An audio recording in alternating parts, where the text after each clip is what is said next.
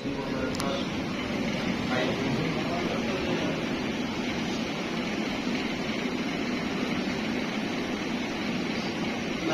ونصلي على رسوله الكريم أما بعد أعوذ بالله السميع العليم من الشيطان الرجيم من همزه ونفخه ونفثه بسم الله الرحمن الرحيم والصائمين والصائمات وقال الله تبارك وتعالى في مقام آخر شهر رمضان الذي أنزل فيه القرآن 1445 ہجری جاری ہے، اس کا 9واں ماہ اور آج اس کی 11 تاریخ ہے۔ اللہ تعالیٰ نے اپنے آخری نبی جناب محمد رسول اللہ صلی اللہ علیہ وآلہ وسلم پر رمضان مبارک کے روزے سن 2 ہجری کے اندر فرض کیے۔ اللہ کے رسول صلی اللہ علیہ وآلہ وسلم نے 9 سال رمضان مبارک کے روزے رکھے۔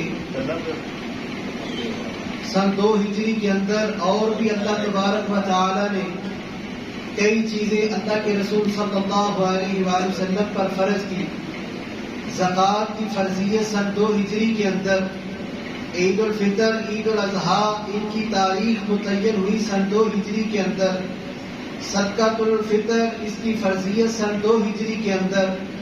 اللہ کے رسول صلی اللہ علیہ وآلہ وسلم کا قبلہ بیت المقدس سے بیت اللہ بنا تو سن 2 ہجری کے اندر۔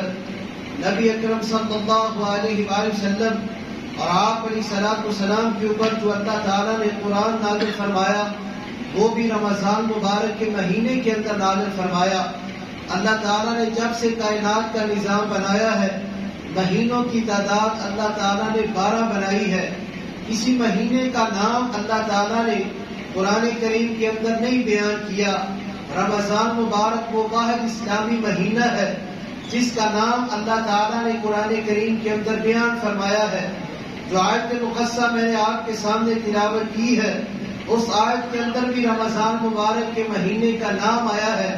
اور شیخ عبد القادر جیلانی رحمۃ اللہ علیہ کی معروف کتاب بنیۃ الطالبین ہے، انہوں نے اپنی کتاب کے اندر فرمایا اور لوگوں رمضان مبارک کے 5 حروف ہیں۔ راز سے مراد اللہ تعالیٰ کی رضامندگی ہے، رضوان اللہ۔ میم سے مراد محبت اللہ، اللہ تعالیٰ کی محبت ہے۔ ضاد سے مراد ضمان اللہ، اللہ تعالیٰ کی ضمانت ہے۔ الف سے مراد الفت اللہ ہے، اور نون سے مراد اللہ تعالیٰ کا قرآن، قرآن مجید ہے۔ یہ رمضان کے 5 حروفوں کی پہچان انہوں نے اپنی کتاب کے اندر کروائی ہے۔ اس ماہ کے اندر اللہ تعالیٰ نے قرآن بھی نازل فرمایا، اور قرآن سے پہلی جتنی آسمانی کتابیں ہیں ان کا نزول اللہ تعالیٰ نے اسی ماہ کے اندر کیا ہے۔ سلسلہ حدیث صحیحہ کے اندر روایت آتی ہے، واصلہ بن اسقع رضی اللہ تعالیٰ بیان کرتے ہیں، اللہ کے رسول صلی اللہ علیہ وآلہ وسلم نے فرمایا، اللہ تعالیٰ نے اپنے خلیل حضرت ابراہیم علیہ السلام کو صحیفے عطا فرمائے۔ رمضان مبارک کی پہلی اور یکم تاریخ تھی۔ ہم سورۃ الاعلیٰ جو جمعے والے دن جمعے کی نماز کے اندر پہلی رکعت کے اندر جو پڑھی جاتی ہے، اس کی جو آخری آیت ہے صحف ابراہیم و موسیٰ، اللہ تعالیٰ نے ابراہیم علیہ السلام کو صحیفے عطا فرمائے، اور یہ اللہ کے خلیل حضرت ابراہیم علیہ السلام کا نام اللہ تعالیٰ نے پورے قرآن کے اندر 69 جگہ پر ذکر کیا ہے۔ رمضان مبارک کے 6 دن گزر چکے تھے۔ اللہ کے نبی موسیٰ علیہ السلام پر اللہ تعالیٰ نے تورات کو نازل کیا، اور موسیٰ علیہ السلام کا نام قرآن کریم کے اندر 136 مقامات پر اللہ سبحانہ و تعالیٰ نے بیان کیا ہے۔ رمضان مبارک کے 13 دن گزر چکے تھے۔ اللہ تعالیٰ نے اپنے نبی عیسیٰ علیہ السلام کو انجیل عطا فرمائی، اور عیسیٰ علیہ السلام کا نام گرامی قرآن کریم کے اندر 25 مقامات پر اللہ تعالیٰ نے بیان کیا ہے۔ رمضان مبارک کے 18 دن گزر چکے۔ اللہ تعالیٰ نے داؤد علیہ السلام کو زبور عطا فرمائی، اور ان کا نام قرآن کریم کے اندر 16 جگہ پر بیان ہوا ہے۔ اور باری آ جاتی ہے قرآن کریم کی، اللہ کے رسول صلی اللہ علیہ وآلہ وسلم نے فرمایا، رمضان مبارک کے 24 دن گزر چکے تھے۔ 25ویں رات لیلۃ القدر تھی، اللہ تعالیٰ نے مجھے قرآن عطا فرمایا۔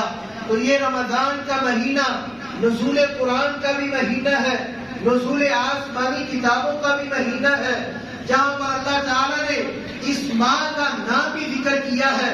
وہاں پر اللہ کے رسول صلی اللہ علیہ وآلہ وسلم نے اپنی کئی احادیث کے اندر اس مہینے کا باقاعدہ نام لیا۔ فرمایا اذا دخل رمضان فتحت ابواب الجنہ، جب رمضان مبارک کا مہینہ داخل ہو جاتا ہے اللہ تعالیٰ جنت کے دروازوں کو کھول دیتے ہیں، اور اگر جنت کے دروازوں کو شمار کیا جائے ان کی تعداد کتب حدیث کے اندر 8 آئی ہے۔ جہنم کے دروازوں کو شمار کیا جائے ان کی تعداد 7 آئی ہے۔ اللہ کے رسول صلی اللہ علیہ وآلہ وسلم نے جو جنت کا پہلا دروازہ بیان کیا ہے وہ باب الریان ہے، جو روزے داروں کے لیے اللہ تعالیٰ نے بیان کیا ہے۔ جنت کا دوسرا دروازہ باب الصلاۃ ہے، جو نمازیوں کے لیے اللہ تعالیٰ نے بنایا ہے۔ جنت کا تیسرا دروازہ باب الصدقہ ہے، جو اللہ کی راہ کے اندر مال خرچ کرتے ہیں ان کے لیے بنایا ہے۔ جنت کا چوتھا دروازہ باب الحج ہے، حاجیوں کے لیے اللہ تعالیٰ نے بنایا ہے۔ اور جنت کا 5واں دروازہ باب الجہاد ہے۔ جنت کا 6واں دروازہ باب الذکر ہے۔ جنت کا 7واں دروازہ باب القاظمین الغیظ ہے، اور جنت کا 8واں دروازہ باب الایمن ہے۔ رمضان مبارک کا جب مہینہ شروع ہو جاتا ہے اللہ تعالیٰ یہ جنت کے 8 دروازے کھول دیتے ہیں، اور وہ کتنا بڑا ہے۔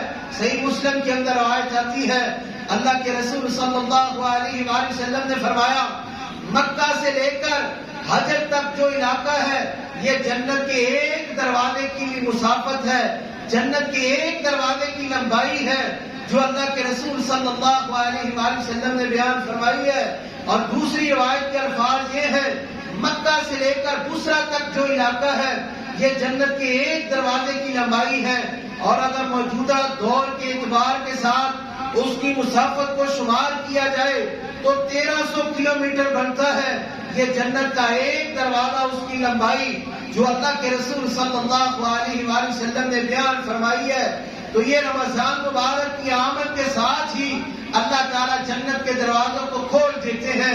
رمضان مبارک کا کوئی دن ایسا نہیں، اللہ تعالیٰ کی رحمت بھی آتی ہے، اللہ تعالیٰ اپنے بندوں کی بخشش بھی کرتے ہیں، اللہ تعالیٰ اپنے بندوں کو جہنم سے آزادی بھی نصیب کرتے ہیں۔ صحیح البخاری کے اندر روایت آتی ہے آپ علیہ الصلوۃ والسلام کے صحابی ابو ہریرہ رضی اللہ تعالیٰ عنہ، جن کا اصل نام عبد الرحمن بن صخر ہے، اور ان کو اللہ تعالیٰ نے 3 بیٹے اور 1 بیٹی عطا کی، 5374 حدیثوں کو بیان کیا۔ ابو ہریرہ رضی اللہ تعالیٰ عنہ فرماتے ہیں اللہ کے رسول صلی اللہ علیہ وآلہ وسلم نے فرمایا من قام رمضان ایمانا واحتسابا غفر له ما تقدم من ذنبی، جس بندے نے رمضان مبارک کا قیام کیا اللہ تعالیٰ زندگی کے سابقہ گناہوں کو مٹا دیں گے۔ یہ رمضان کی ہر رات کی فضیلت ہے، ہر رات کی فضیلت ہے۔ اور اگر دن کو دیکھا جائے اللہ کے رسول صلی اللہ علیہ وآلہ وسلم نے فرمایا من صام رمضان ایمانا واحتسابا غفر له ما تقدم من ذنبی، جس بندے نے رمضان مبارک کا روزہ رکھا ایمان کی حالت کے اندر ثواب کی نیت کے ساتھ اللہ تعالیٰ زندگی کے سابقہ گناہوں کو مٹا دیں گے۔ یہ دن کی فضیلت ہے۔ اور ایک اور روایت کے اندر جامع ترمذی کے اندر روایت آتی ہے اللہ کے رسول صلی اللہ علیہ وآلہ وسلم نے فرمایا جس بندے نے اللہ کی رضا کی خاطر ایک دن کا روزہ رکھا اللہ تعالیٰ اس کے چہرے کو جہنم سے 70 سال دور کر دیں گے، اور اگر 70 کو 30 یا 29 کے ساتھ ضرب دے 2100 سال اللہ تعالیٰ بندے کے چہرے کو جہنم سے دور کر دیتے ہیں۔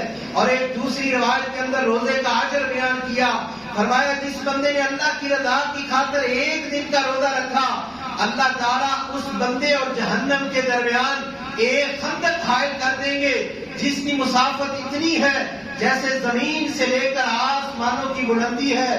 پہلے آسمان کی بلندی ہے، ہم آنکھوں کے ساتھ دیکھتے ہیں کہ آسمان یہ ہمارے قریب ہے، لیکن اگر مستدرک حاکم کو پڑھا جائے واقعہ معراج وہاں پر پڑھا جائے، وہ اللہ کے رسول صلی اللہ علیہ وآلہ وسلم نے فرمایا زمین سے لے کر آسمان تک پہلے تک جانے تک 500 سال لگتے ہیں، تو اتنا اللہ تعالیٰ بندے کے چہرے کو جہنم سے دور کر دیتے ہیں۔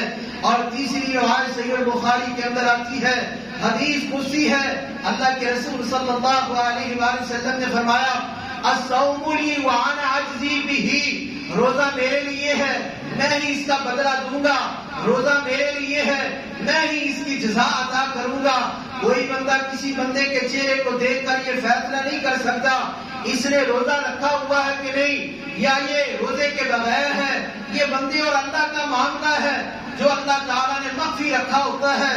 باقی عبادات بندے کرتے ہیں، لوگ دیکھتے ہیں، نمازیں پڑھتے ہیں، لوگ دیکھتے ہیں، عمرہ کرتے ہیں، لوگ دیکھتے ہیں، حج کرتے ہیں، لوگ دیکھتے ہیں، صدقہ خیرات کرتے ہیں، لوگ دیکھتے ہیں، لیکن روزہ ایک واحد اصلی اسلامی عبادت ہے جس کو صرف بندہ اور اللہ تعالیٰ ہی جانتے ہیں، اور کوئی بندہ فیصلہ نہیں کر سکتا۔ شہر رمضان الذی انزل فیہ القرآن، رمضان مبارک کا وہ مہینہ جس مہینے کے اندر اللہ تعالیٰ نے قرآن کو نازل فرمایا، اور یہ کتنا بابرکت مہینہ ہے۔ اگر سحری کے لمحات کو دیکھا جائے تو پھر بھی برکتیں ہی برکتیں ہیں۔ تسحروا فإن فی السحور برکہ، اور لوگوں سحری کیا کرو، سحری کے کھانے کے اندر اللہ تعالیٰ نے برکت رکھی ہے۔ دوسری روایت کے الفاظ یہ ہیں، ہمارے اور اہل کتاب کے روزوں کے درمیان اگر کوئی چیز فرق کرتی ہے وہ سحری کرتی ہے۔ یہود و نصارہ سحری نہیں کرتے، ہم امت محمدیہ کو اللہ تعالیٰ نے یہ اعزاز عطا کیا، ہم اپنے روزے کا آغاز سحری کے ساتھ کرتے ہیں۔ تیسری روایت کے یہ الفاظ ہیں، آپ علیہ الصلوۃ والسلام نے فرمایا 3 اشیاء کے اندر اللہ تعالیٰ نے برکت رکھی ہے۔ پہلے نمبر پر فرمایا شریف کھانے کے اندر اللہ تعالیٰ نے برکت رکھی ہے۔ دوسرے نمبر پر فرمایا جماعت کے ساتھ مل کر رہنا، اس کے اندر اللہ تعالیٰ نے برکت رکھی ہے۔ اور تیسرے نمبر پر فرمایا سحری کے کھانے کے اندر اللہ تعالیٰ نے برکت رکھی ہے۔ اور چوتھی روایت کے اندر آپ علیہ الصلوۃ والسلام نے فرمایا اے میری امت کے لوگوں، اے میرے صحابہ کرام، سحری کے کھانے کو ترک نہ کیا کرو، اگرچہ تمہیں پانی کے چند گھونٹ ہی مل جائے وہ بھی پی لیا کرو، اس کے اندر بھی اللہ تعالیٰ نے برکت رکھی ہے۔ اور ایک اور روایت کے اندر اللہ کے رسول صلی اللہ علیہ وآلہ وسلم نے فرمایا ان اللہ وملائکتہ یصلون علی المتسحرین، بے شک اللہ تعالیٰ اور اس کے ملائکہ سحری کرنے والوں کے اوپر درود بھیجتے ہیں۔ ہم نے تو سورۃ احزاب کی آیت سن رکھی ہے، پڑھ رکھی ہے، ان اللہ وملائکتہ یصلون علی النبی یا ایھا الذین آمنوا صلوا علیہ وسلموا تسلیما۔ یہ آیت چھوٹے چھوٹے بچے اور بوڑھوں کو بھی آتی ہے، لیکن یہ سحری کی متعلق اللہ کے رسول کا کیسا پیارا فرمان ہے، ان اللہ وملائکتہ یصلون علی المتسحرین۔ اور چھٹی روایت فرمایا مومن کی اگر بہترین سحری ہے تو وہ کھجور ہے۔ عمومی طور پر افطاری کے ٹائم لوگ کھجور کا استعمال کرتے ہیں، لیکن اللہ کے رسول صلی اللہ علیہ وآلہ وسلم نے فرمایا مومن کی اگر کوئی بہترین سحری ہے تو وہ کھجور ہے۔ یہ سحری کے لمحات ہیں جہاں پر اللہ تعالیٰ نے برکت رکھی ہے۔ اور اگر افطاری کو دیکھا جائے تو وہاں پر بھی اللہ کے رسول نے برکتوں کا تذکرہ کیا۔ آپ علیہ الصلوۃ والسلام نے فرمایا جب رات مشرق سے آ جائے، دن مغرب میں چلا جائے، سورج غروب ہو جائے اور لوگوں افطاری کر لیا کرو۔ یہ اللہ کے رسول نے افطاری کا لمحہ، افطاری کی کیفیت کو بیان کر دیا۔ لیکن ہمارے ہاں کیا معاملہ ہوتا ہے، حضرات سحری کا ٹائم ختم ہو چکا ہے، کھانا پینا بند کر لے، حضرات افطاری کا ٹائم ہو چکا ہے، روزہ افطار کر لے۔ یہ اللہ کے رسول کا فرمان نہیں ہے۔ نبی اکرم صلی اللہ علیہ وآلہ وسلم نے فرمایا جب تم میں سے کوئی بندہ سحری کر رہا ہو، اس کے ہاتھ کے اندر کھانے پینے کا برتن ہو، ادھر سے اذان اس کے کانوں کے اندر آئے، اذان کی آواز کانوں کے اندر پہنچے، وہ اپنے کھانے پینے کو برتن کو فوری طور پر نہ رکھ دے، بلکہ اس میں سے اپنی حاجت کو پورا کر لے، اپنی ضرورت کو پورا کر لے۔ یہ ہمارے پیغمبر نے افطاری کے متعلق ہماری رہنمائی کی ہے۔ اور آپ علیہ الصلوۃ والسلام نے فرمایا میری امت ہمیشہ حق پر رہے گی، میری امت میری سنت پر رہے گی جب تک وہ سحری کو تاخیر سے کرے گی، افطاری کو جلدی کرے گی۔ اور ایک روایت کے اندر آپ علیہ الصلوۃ والسلام نے فرمایا یہود و نصارہ وہ تاخیر کا انتظار کرتے ہیں، کب ستارے نکلیں گے تو ہم افطاری کریں گے۔ یہ اللہ کے رسول صلی اللہ علیہ وآلہ وسلم کا فرمان ہے۔ وہ آپ کو چاہیے اپنے رمضان کو بہترین گزارے، اس طرح گزارے جس طرح اللہ کے رسول صلی اللہ علیہ وآلہ وسلم نے گزارا۔ آپ نے معرکہ بدر لڑا 17 رمضان مبارک سن 2 ہجری کے اندر، اللہ کے رسول نے مکے کو فتح کیا 16 رمضان، اور سن 8 ہجری کے اندر نبی اکرم صلی اللہ علیہ وآلہ وسلم کے جانے کے بعد صحابہ کرام کو بھی اللہ تعالیٰ نے غلبہ عطا کیا، کفر کو نیست و نابود کیا۔ تو رمضان مبارک کے مہینے کے اندر خالد بن ولید نے عزا بت کو توڑا، رمضان مبارک کے مہینے کے اندر لات بت کو توڑا گیا۔ تو رمضان کے مہینے کے اندر محمد بن قاسم سن 93 ہجری کے اندر راجہ طاہر کو شکست دی۔ رمضان مبارک کے مہینے کے اندر طارق بن زیاد نے اندرس کو فتح کیا سن 92 ہجری اور رمضان مبارک کے مہینے کے اندر، اور میرا اور آپ کا ملک پاکستان معرض وجود کے اندر آیا، رمضان مبارک کے مہینے کے اندر آیا۔ تو رمضان ہم سے بڑے بڑے تقاضے کرتا ہے، ہم ان تقاضوں کو پورا کریں، اپنی سحری کو بہترین طریقے کے ساتھ سر انجام دے، اسی طریقے کے ساتھ جس طرح اللہ کے رسول نے بیان کیا، اپنی افطاری کو اسی طرح سر انجام دے جس طرح اللہ کے رسول نے بیان کیا۔ اپنے آپ کو محفوظ رکھے، سحری کو محفوظ بنائے، عبادات کو محفوظ بنائے، کہیں ایسا نہ ہو کہ آپ کی سحری ضائع ہو جائے، آپ کی افطاری ضائع ہو جائے، آپ کی یہ نعمتیں ضائع ہو جائے۔ بڑی محنت کے ساتھ ہم یہ نیکیاں حاصل کرتے ہیں، حسنات کو جمع کرتے ہیں، تو ہم سب کی یہ ذمہ داری ہے ہم اپنے روزوں کو محفوظ رکھیں، اپنے صدقہ خیرات کو محفوظ رکھیں، ریاکاری سے اپنے آپ کو بچا کر رکھیں۔ اللہ تعالیٰ سے دعا ہے جو کچھ میں نے کہا ہے اللہ تعالیٰ اس کے اوپر عمل کرنے والا بنائے۔ بیماروں کے لیے دعا کی درخواست ہے، جتنے بھی مسلمان موحدین بیمار ہیں اللہ تعالیٰ تمام کو صحت کاملہ عاجلہ نصیب فرمائے۔ اللہم اشف مرضانا ومرضى المسلمین، اذهب الباس رب الناس باسمك انت شافي لا شفاء الا شفاءك شفاء لا يغادر سقما۔ اللهم اغفر للمؤمنين والمؤمنات والمسلمين والمسلمات، اللهم انصر الجهاد والمجاهدين، اللهم انصر الجهاد والمجاهدين۔ ربنا ظلمنا انفسنا وان لم تغفر لنا وترحمنا لنكونن من الخاسرين۔ سبحان ربك رب العزة عما يصفون وسلام على المرسلين والحمد لله رب العالمين۔